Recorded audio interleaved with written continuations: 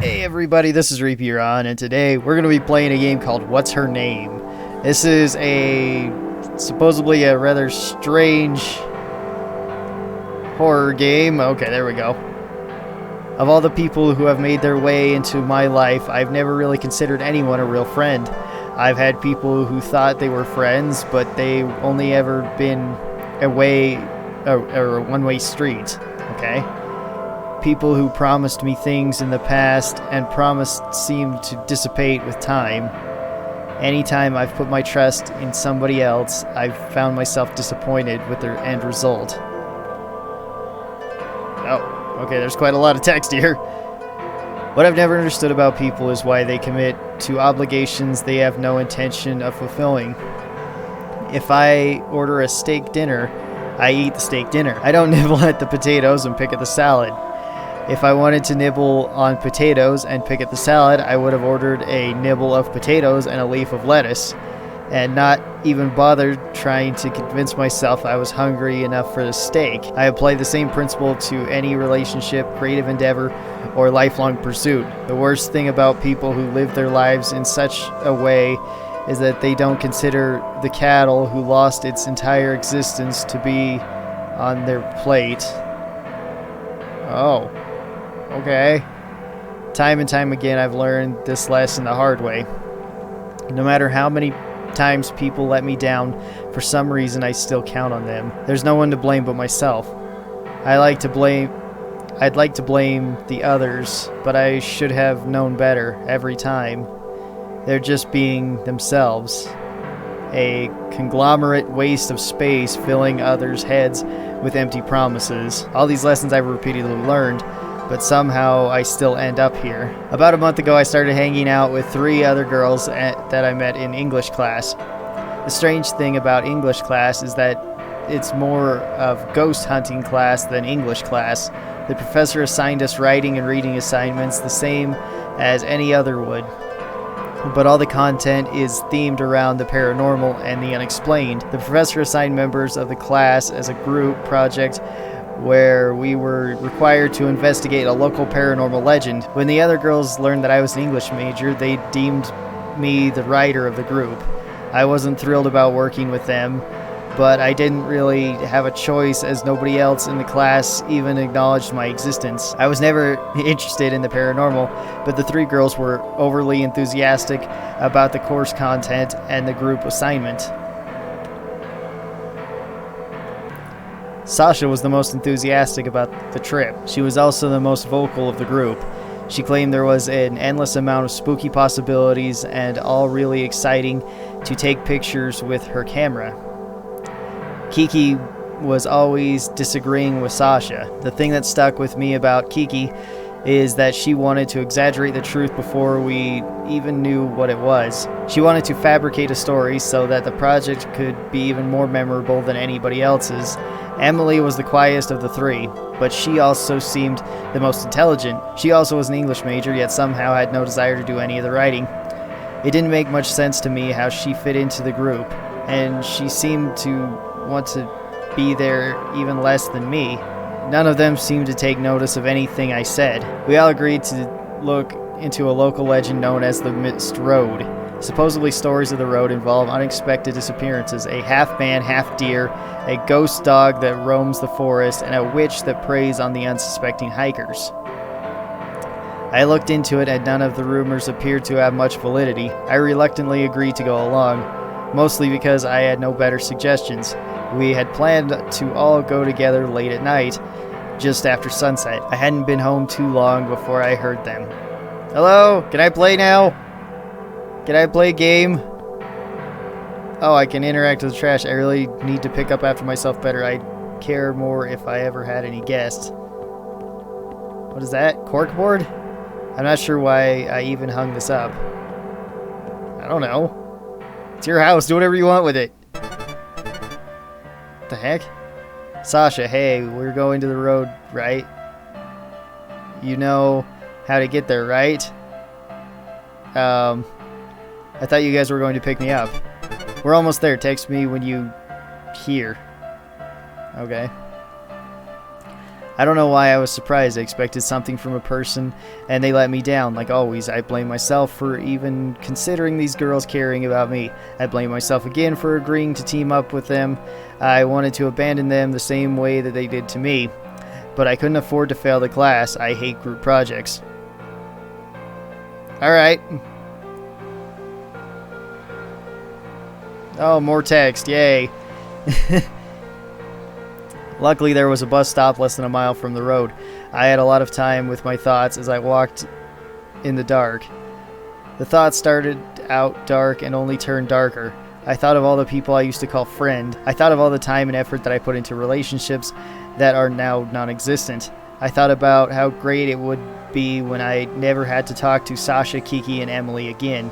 I texted Sasha when I reached the road. She didn't text back. My phone beeped at me, letting me know that it had less than 15% battery remaining. I didn't care too much. At this point, I just wanted to find one thing to write about and go home and forget that this night ever happened. Alright. Oh, my person moves in like just an unnatural way. Oh boy. Okay.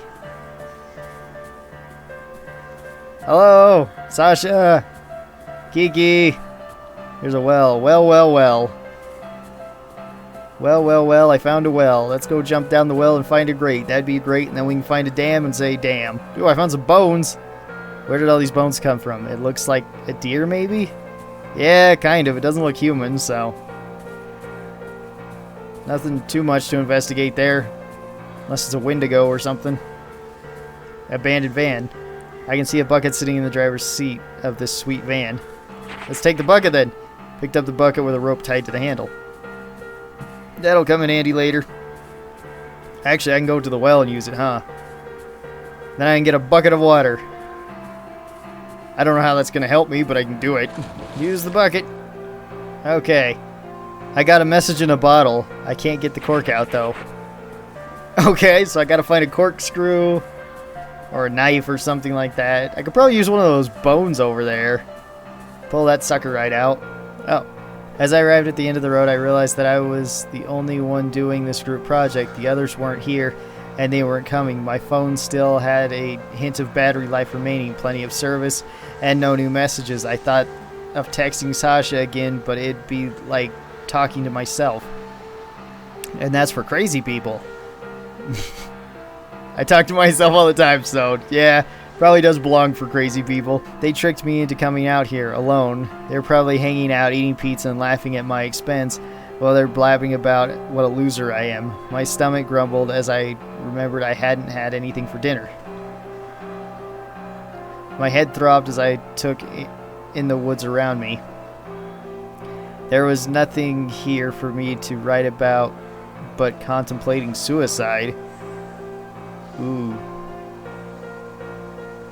I felt a familiar tingle creep down my spine as a vision blurred around me. I knew I was going to pass out, and I almost welcomed it.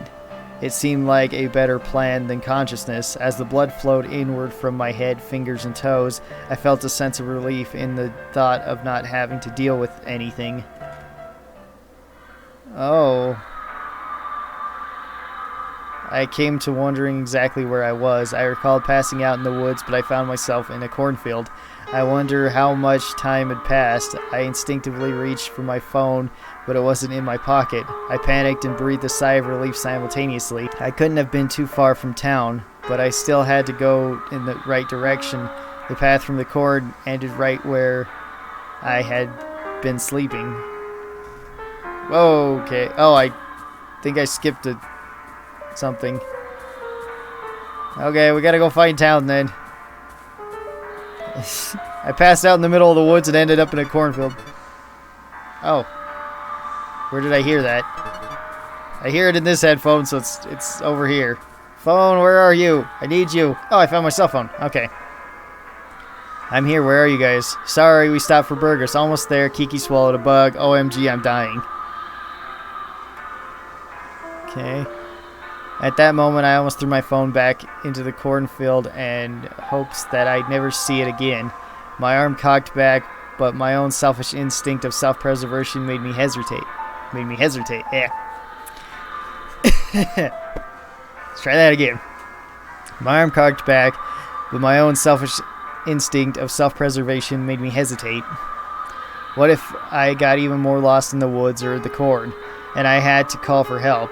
It wouldn't matter. My phone was draining itself from receiving these bullshit text messages. A few seconds later, I found myself asking what the purpose of anything was. If I found my way out of here, what would I have learned? Humanity is a bleak and unforgiving system with no suitable place for someone like me. It's something I've always been familiarly certain of. Right then, it felt like an undeniable fact.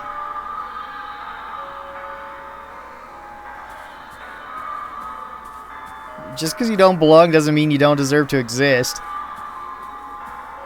Useless. Worthless. Waste of time. Waste of space. Waste of life. Nobody would miss you. What have you let yourself become? Is there ever going to be a purpose? There is no point to anything. There is no hope for humanity. You can't trust people. Nobody cares about your life. Nobody cares about your time. Follow the path. I found a campsite. The campsite has been recently used. It's devoid of anything useful to me. Oh. Okay. Whoa, okay. Everything's shifting around and looks weird. I lost myself to my thoughts as I aimlessly walked through the woods. Where was I going with my life? What was I going to be? What was I learning at college? Where would I go after that? How would I deal with people like this for the rest of my life? Are there any legitimate reasons for me not to throw myself into the pond right now? I used to find peace in loneliness, but now it just made the voices in my head shout at me even louder. Oh, there's another. Hey, Sasha threw up. She said she needs to change her shirt, so we'll be down after that. That's it, I thought. I'm going to throw myself into this pond. I dreaded the thought of going back to my English class alone, but going back to life in general, a tingle traveled down my body from my head through my spine, almost inching me closer to the water. The coward's way out is what everyone calls it. Standing by the pond, it took me more courage than I ever needed in my life to keep me out of it. Oh.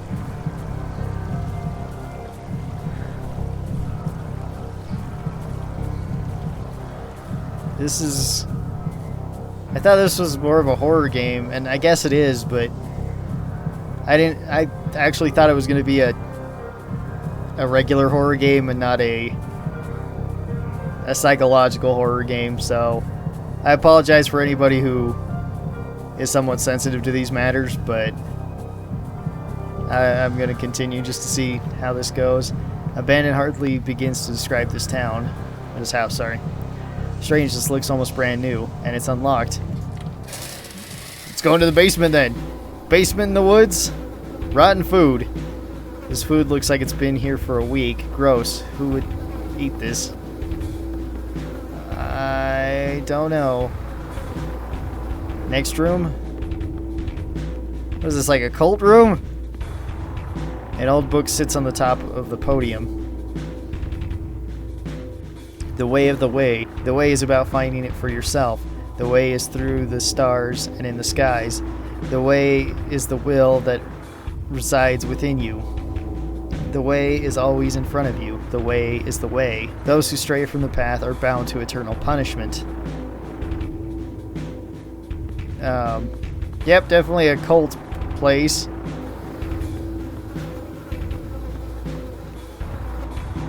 Oh, there's a bunch of the symbols here. An altar. This looks sacrificial.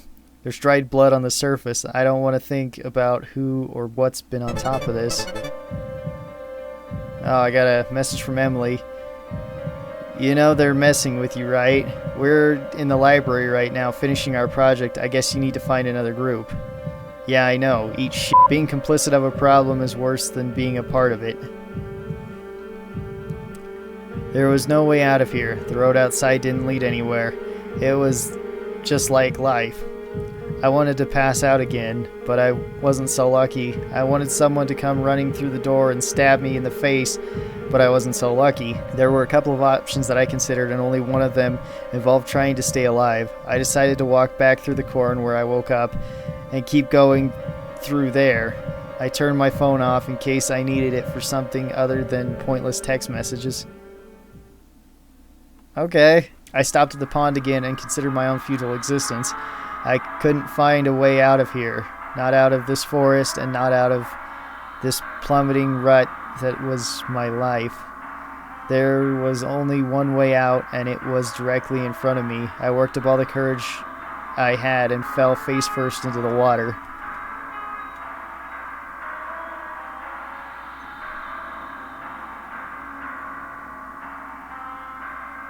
Is that it? Oh. Okay, well that was really depressing. Sorry if this upset any of you guys, but I don't know. This game was called What's Her Name? And if you guys want to check it out, I'll be sure to leave a link down in the description for you. And I guess a quick PSA or something along those lines. I'm not exactly sure what a PSA stands for, but if you're having any sort of problems, don't feel bad if you need to ask for help, or don't feel ashamed for needing help.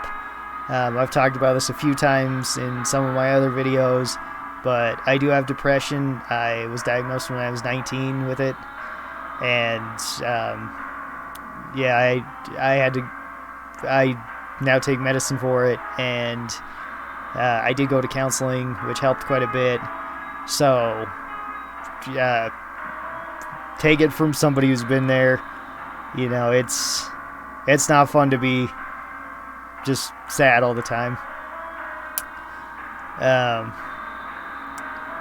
But I guess I'll leave it there. Just, no, you're not alone. That's also the reason why I have the outro that I do, just as somewhat of a reminder for certain people, mainly myself. But, yeah, if you guys have been having a good day, keep on having a good day. If you guys have been having a bad day, I hope this video made your day just a little bit better. I hope to see all of you guys next time. Till then, stay cool, and bye.